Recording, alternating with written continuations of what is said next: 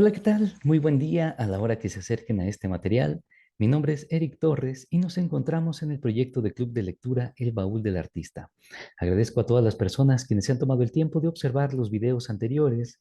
Les invito a que se suscriban al canal de YouTube o bien se integren al grupo de Facebook El Baúl del Artista, donde podrán encontrar los materiales que vamos revisando.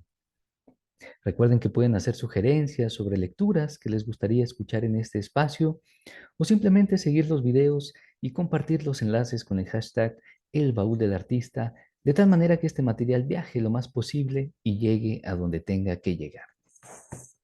El día de hoy vamos a continuar con la lectura de este libro del autor italiano Paolo Giordano, La soledad de los números primos. Este es nuestro tercer fragmento y como está siendo habitual, en la descripción de este video dejaré el enlace de los fragmentos anteriores.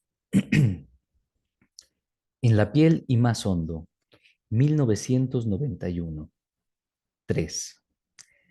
El horrible jarrón de cerámica blanco, con arabescos florales dorados, que ocupaba desde siempre un rincón del baño, pertenecía a la familia de la Roca, hacía 5 generaciones, pero en realidad no gustaba a nadie.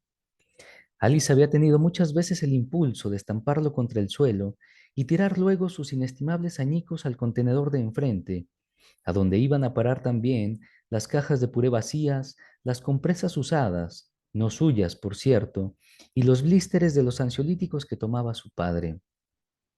Alice pasó un dedo por el jarrón y comprobó lo frío, liso y limpio que estaba.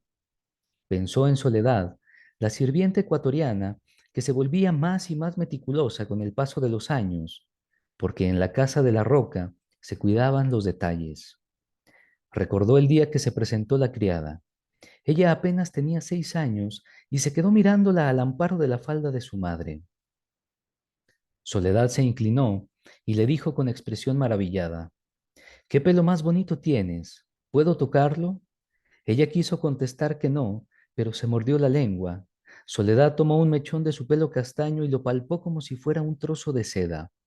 Le parecía mentira que existiera cabello tan fino. Alice se quitó la camiseta de tirantes con la respiración contenida y cerrando los ojos. Cuando los abrió, se vio reflejada en el gran espejo del lavabo y se llevó una grata sorpresa. Enrolló el elástico de la braguita un par de veces, de modo que quedara solo un poco por encima de la cicatriz y lo bastante tirante para formar un puente entre los dos huesos de la pelvis. Por el hueco así creado entre la braga y el vientre, aún no pasaba el dedo índice, pero el meñique sí, lo que la alegraba horrores. Sí, debo hacérmelo aquí, se dijo. Una rosa azul como la de Viola. Se puso de perfil mirándose el derecho, que era, como solía decirse a sí misma, el bueno, y se echó todo el pelo hacia adelante. Resultó que parecía una loca. Se lo recogió entonces en una coleta y luego en otra más alta, como lo llevaba Viola, que gustaba a todos, pero tampoco así le quedaba bien. Dejó, pues, que le cayera por los hombros y con acostumbrado ademán se lo retiró tras las orejas. Apoyándose en el lavabo, adelantó la cara hasta tenerla a unos centímetros del espejo, tan rápidamente que tuvo la impresión de que los ojos se solapaban formando un único y terrible ojo ciclópeo. Con el aliento caliente, formó un halo en el cristal que le tapó parte de la cara. No se explicaba de dónde sacaban Viola y sus amigas aquellas miradas que hacían estragos en los chicos, miradas implacables y seductoras que con un imperceptible arqueo de cejas lo mismo fulminaban que perdonaban la vida. Alice intentó mostrarse provocativa ante el espejo, pero no consiguió sino verse torpe, menear los hombros sin gracia y moverse como bajo los efectos de un anestésico.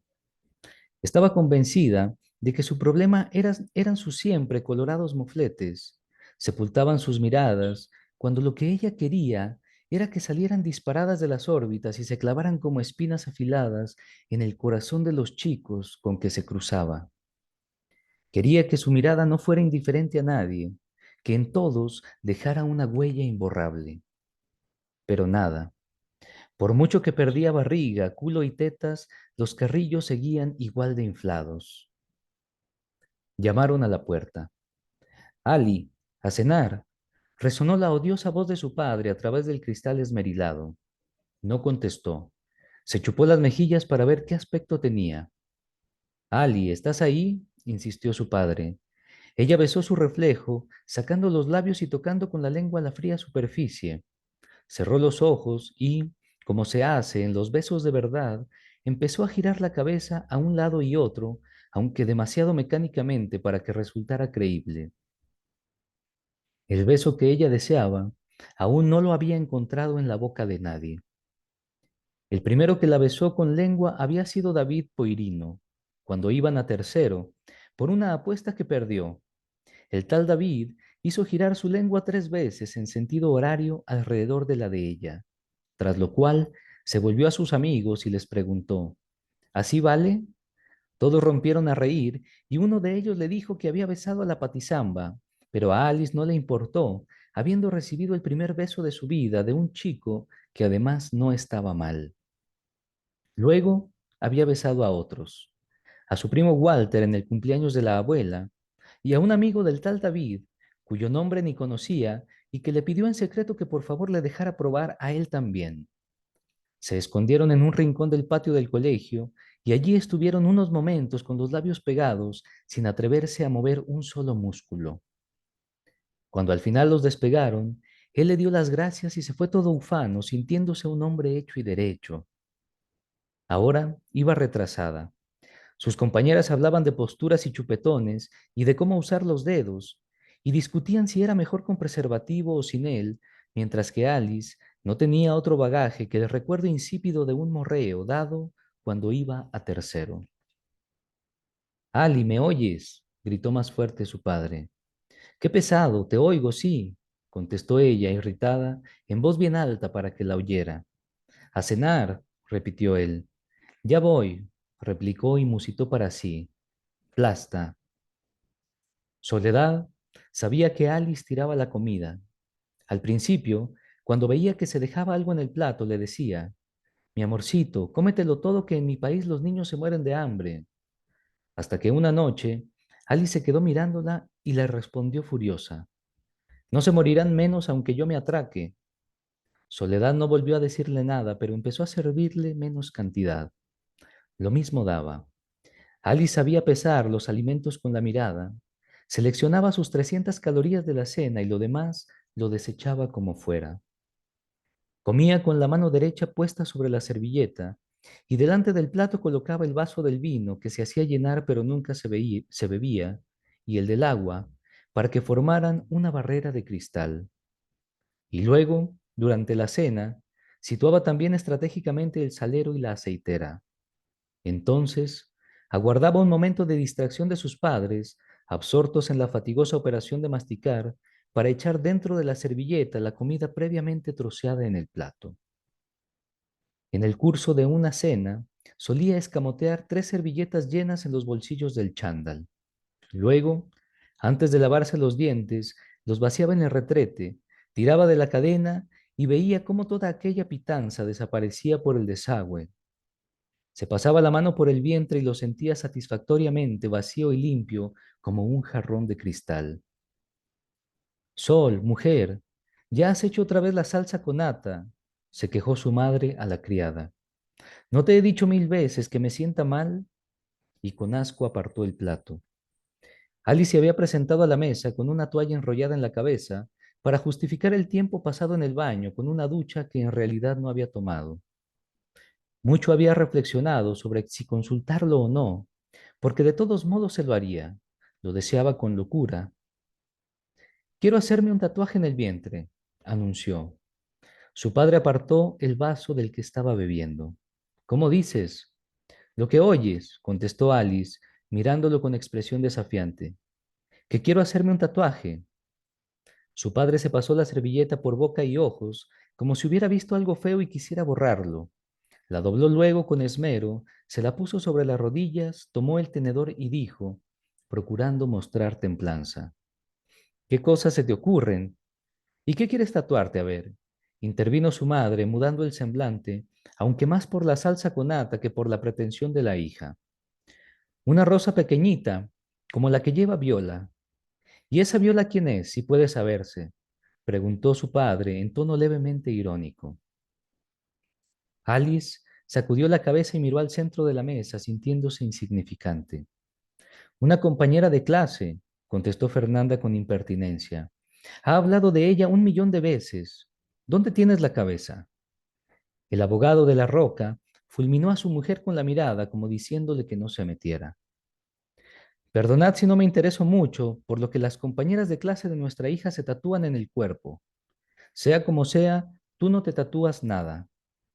Alice echó la servilleta, Alice echó en la servilleta unos espaguetis más y mirando de nuevo al centro de la mesa, repuso con voz quebrada que delató cierta inseguridad. Ni que pudieras impedírmelo.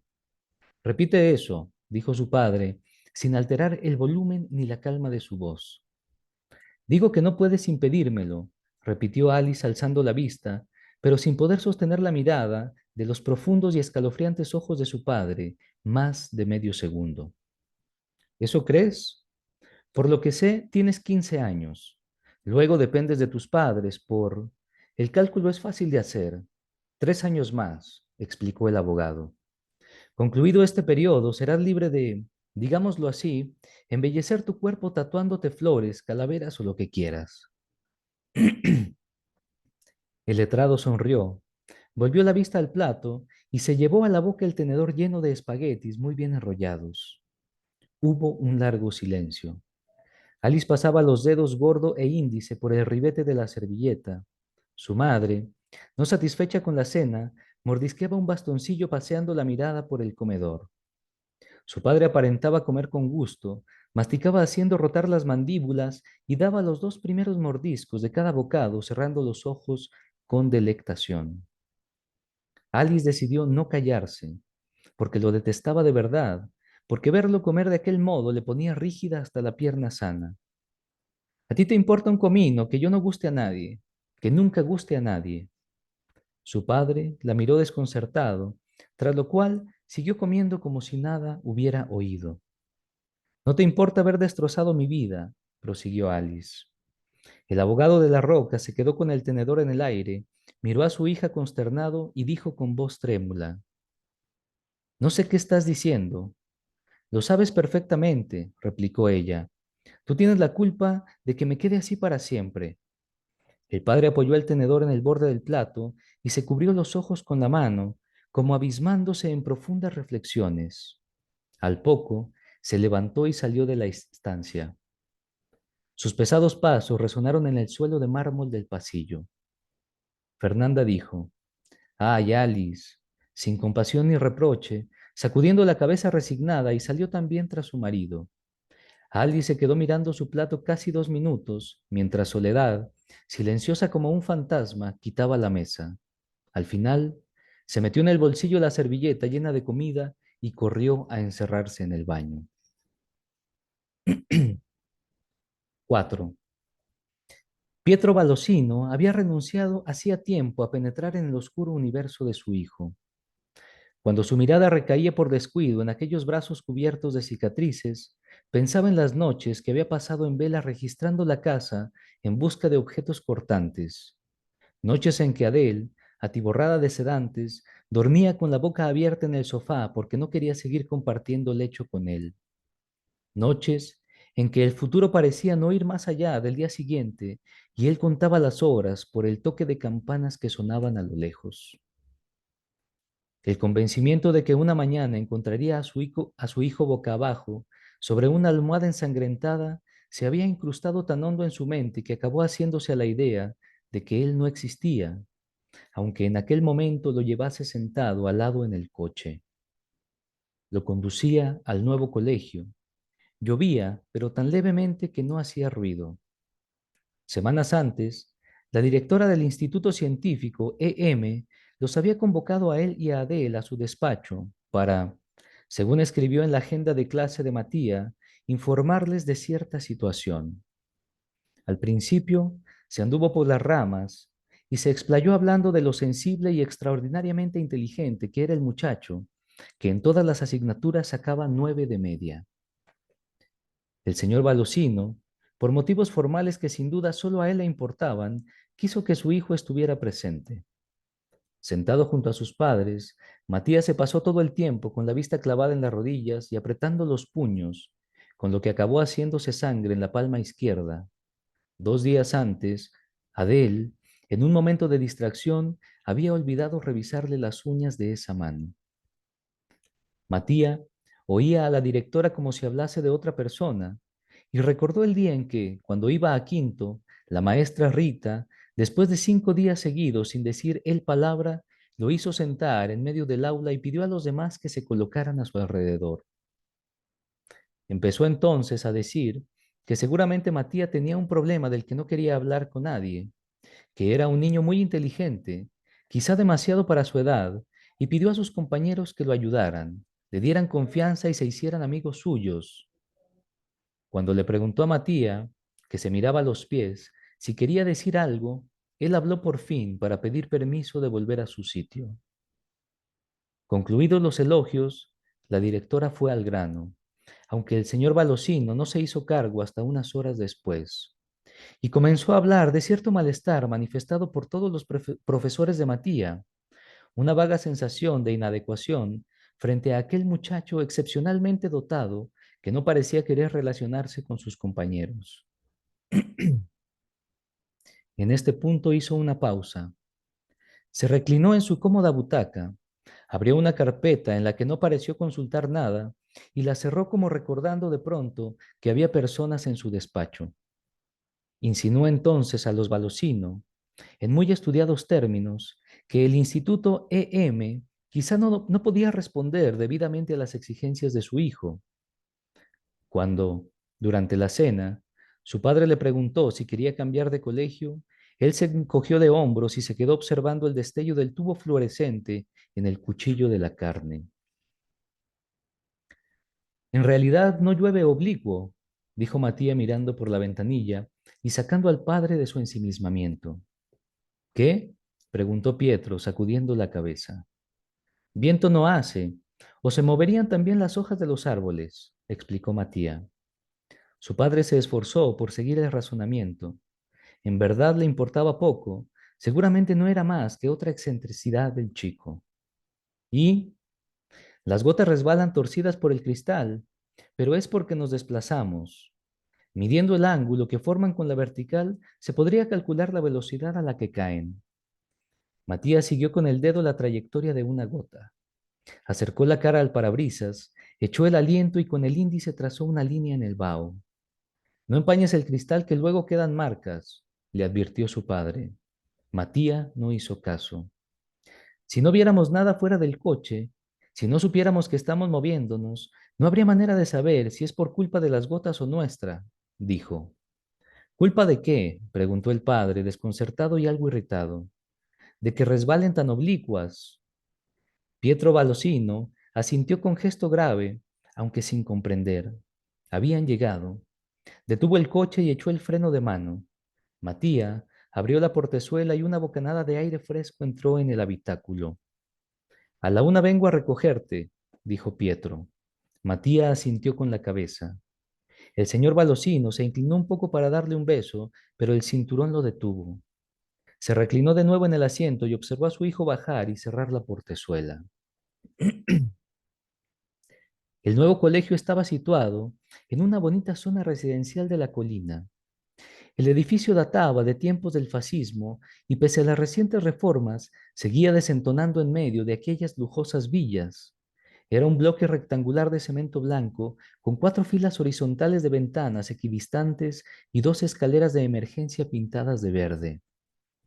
Matías subió los 2 tramos de escalinata que conducían a la entrada, donde otros chicos esperaban en los grupos el primer timbrazo, y se quedó aparte, fuera de la marquesina, aunque se mojaba. Cuando entró, buscó el panel en que figuraba un plano de las aulas para no pedir ayuda a los bedeles. El aula de segundo F estaba al final del pasillo del primer piso. Entró dando un profundo suspiro y aguardó pegado a la pared del fondo, con los pulgares metidos en las presillas de la mochila y una expresión que decía, tierra trágame. Los nuevos compañeros que iban tomando asiento le lanzaban miradas aprensivas, sin sonreírle. Algunos cuchicheaban y Matías estaba seguro de que hablaban de él. Se fijaba en los sitios que quedaban libres y cuando el que había junto al de una chica con las uñas pintadas de rojo fue ocupado, sintió alivio. Al fin, la profesora entró en el aula y Matías se escurrió hasta el único que había quedado sin ocupar, al lado de la ventana. ¿Eres tú el nuevo?, le preguntó el compañero, que parecía tan solo como él. Matías asintió con la cabeza sin mirarlo. Yo soy Denis, se presentó el otro y le tendió la mano. Matías se la estrechó blandamente y dijo hola. Bienvenido, añadió Denis. Bien, vamos a dejar nuestra lectura hasta aquí. Este es el tercer fragmento de La soledad de los números primos de Paolo Giordano. Ojalá que lo disfruten. Gracias.